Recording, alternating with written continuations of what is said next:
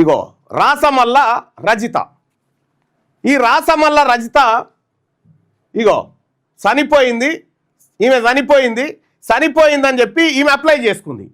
ఈమెకు 6,30,000 రావాలి వీళ్ళ ఇంటి వాళ్ళకు. ఈ రాసమల్ల రజిత ఈమె ఎక్కడుందంటే ఇప్పుడు వరంగల్లో ఉంది, బ్రతికే ఉంది, వరంగల్లో బతికే ఉంది. కానీ ఆమె చచ్చిపోయినట్టుగా డెత్ సర్టిఫికేట్లు, చచ్చిపోయినట్టుగా డాక్యుమెంట్ సృష్టించి ఆమె పేరు మీద ఇది అప్లై చేశారు.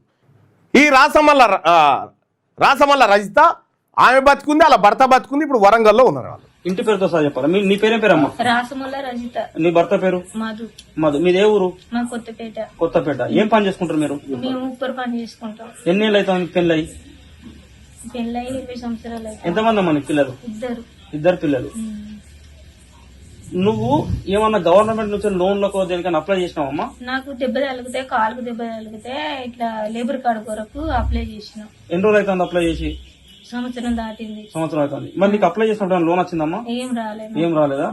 మరి నీకు ఏం లోన్ రాకుండా నువ్వు ఏమన్నా కలెక్టర్ ఆఫీస్ దగ్గరకు లేకపోతే లేబర్ ఆఫీస్ దగ్గరికి ఎప్పుడన్నా పోయినావా?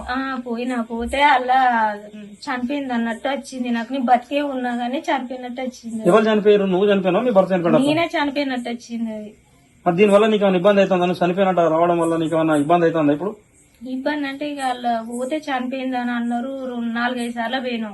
చనిపోయిందని వచ్చింది. చనిపోయిందని వచ్చింది. మీరు ఆఫీసర్లో చెప్పారు, వచ్చారు.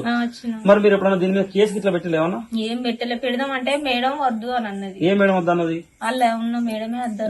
లేబర్ ఆఫీస్ ఉన్నటువంటి మేడం వద్దు అని అన్నది. నీకు కొత్తగా ఏమన్నా మళ్ళీ కార్డు ఇచ్చిల్లా? కొత్త లేబర్ కార్డు లాంటిది ఏమైనా ఇచ్చిరా మళ్ళీ నీకు? లేబర్ కార్డు ఏమి ఇవ్వలే. సరే, నువ్వు చనిపోయినట్టు వచ్చిన తర్వాత నీకేమైనా ఇన్సూరెన్స్ డబ్బులు ఇచ్చిరా అమ్మా? నీకేమన్నా ఎన్ని? 6,30,000 7,00,000 ఏమైనా వచ్చినాయి? ఏమి ఇవ్వలేదా? మరి నీ డబ్బులు ఏమైనా? మరి నువ్వు ఎట్లా చచ్చిపోయినావు ఏందని ఎప్పుడు అడగలేదు మరి ఆఫీసర్? అడిగినా, అడిగితే అలా చనిపోయినట్టే వచ్చింది సార్. చనిపోయింది వచ్చింది కానీ నీకు పైసలు అయితే రూపాయి రాలే? పైసలు రూపాయి నీకు ఇవ్వలేదు. సరే అమ్మా. అంటే ఇక్కడ కార్మికులు చచ్చిపోక ముందుకే వాళ్ళ పేరు మీద ఈ క్లెయిమ్లు ఎట్లయితా ఉన్నాయి, ఏం కథ? మొత్తం తెలంగాణ రాష్ట్రంలో ఒక ముఠా దిగి దాదాపు 2,000 కోట్ల రూపాయలను ఇట్లా కొల్లగొట్టిరు.